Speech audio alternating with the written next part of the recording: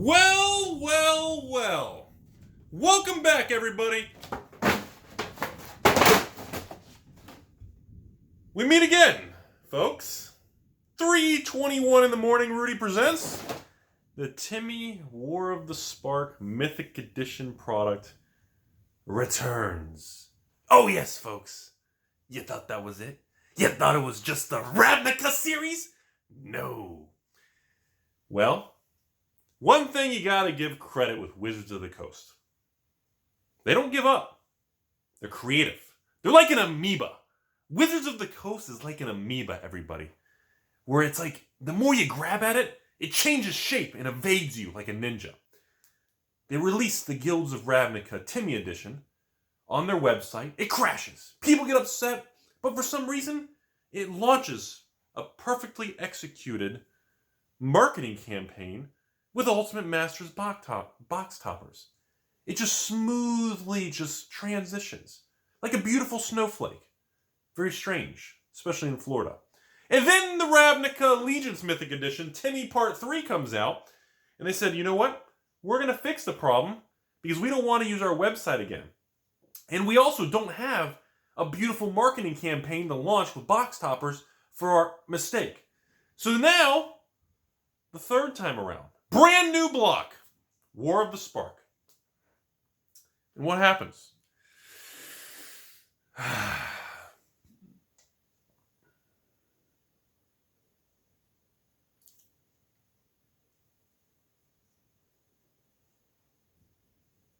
I thought I screwed you guys with the volume. So what happens? War of the Spark comes out. Yeah, I got you. That gets a thumbs down. So War of the Spark comes around. They said, you know what? We're going to play a game, folks. So Wizards quietly releases this little press release on the website. And at the bottom of the press release, they say, estimated print run this time is going to be 12,000. Similar to the previous print run. Fugazi attitude. So they acknowledge first of all, what everybody needs to understand. Wording is very specific on press releases. They said it was a similar print run to the previous. That does not mean Ravnica Allegiance had a 12,000 print run and then that was it. Ravnica Allegiance, as we all know, had an 18 to 22,000 print run range based on eBay data and all the scraping that everybody did with online source code. Now, obviously what we do know is they sold around 11 to 13,000 units of Ravnica Allegiance Timmy Party Pack Edition.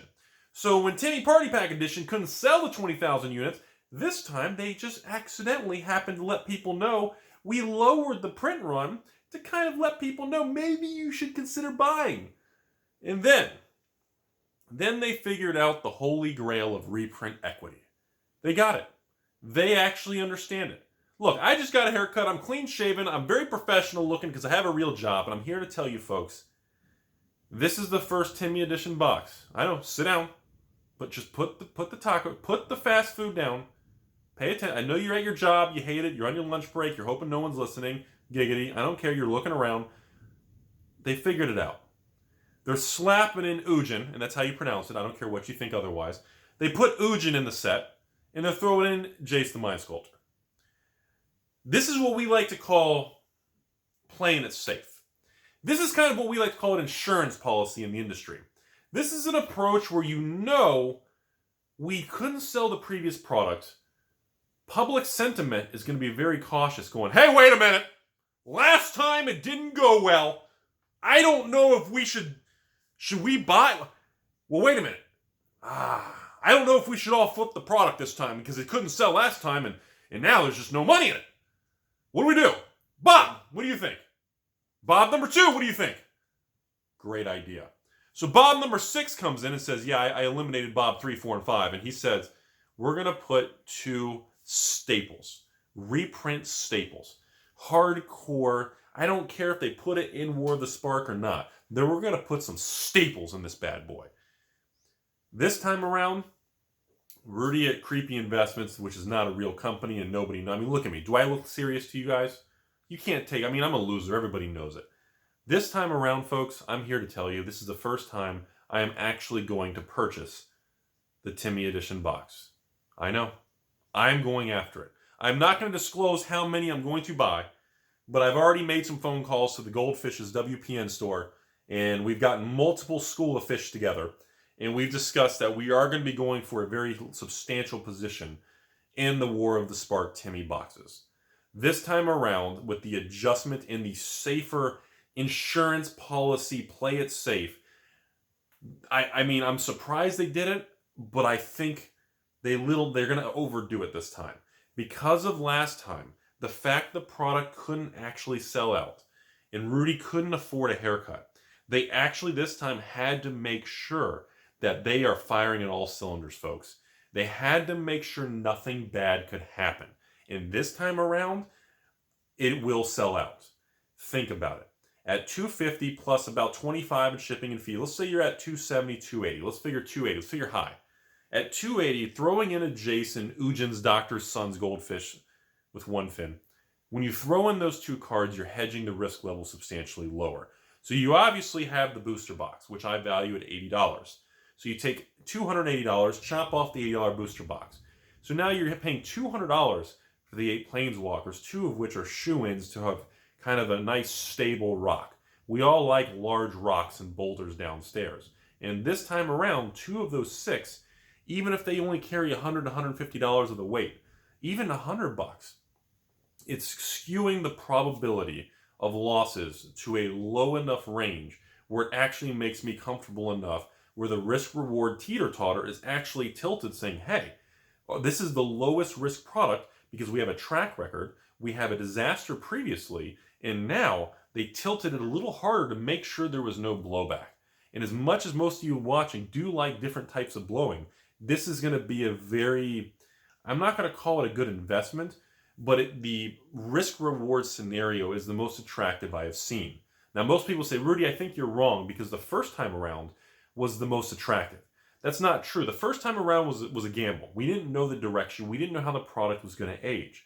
The second time around, everybody knew, had price memory for the first time, and so they overdid the printing to capitalize on more pretty much margins, and it didn't work out. This time, they can't afford a double tap failure. So I am actually, again, I don't like the product, but I am going to go after and personally purchase the product for myself and the company and the store, and I am going to go for as many units as possible. I don't think I can get to like 1,000 units, but I think I can definitely get to a pretty good range with different accounts, different shipping addresses, and different people, especially with a lot of local people I have where I can actually engage with different locations throughout the state of Florida by giving them maybe $5 or $10 a piece as a commission for acting on my behalf. So that is a strategy. I'm not saying we're going to move forward with that. Obviously, before you implement any strategies, you need to see when they launch the product, monitor the flow of sales, and wait to see a drop-off point. Now, 12,000 units is a lot of units, folks. Remember, that many units sat on eBay for many weeks before problems and pooling and relisting. So if things do go well, I may consider implementing some crazy, creative, shady strategy like that. Until then, I don't know if we're going to go, but I am going to buy some. I don't know to what extent or if any at all. It's going to dictate on the rate of speed, the velocity at which the orders and they move through eBay.